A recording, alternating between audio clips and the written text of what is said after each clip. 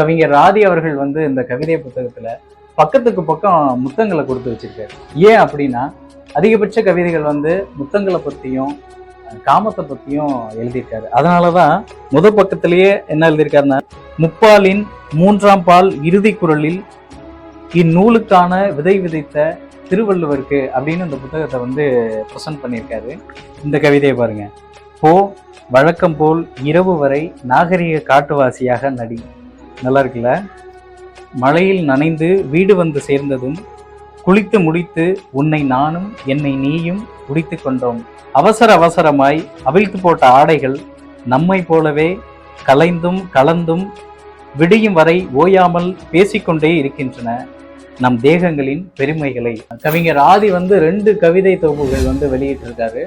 இதுல வந்து கடைசி பக்கங்கள்ல வந்து இந்த புத்தகத்துல கடைசி பக்கங்கள்ல வந்து ஒரு 5 பாடல்கள் வந்து எழுதியிருக்காரு. அது ரொம்ப சூப்பரா இருக்கு. யாராச்சும் அதை பயன்படுத்தணும் அப்படின்னு நினைச்சா அவரோட அனுமதியோட அந்த பாடல்களை பயன்படுத்துறீங்க. கண்டிப்பா அந்த புத்தகத்தை வாங்கி படிச்சுட்டு உங்களுடைய ஆதரவை அவருக்கு தரணும்.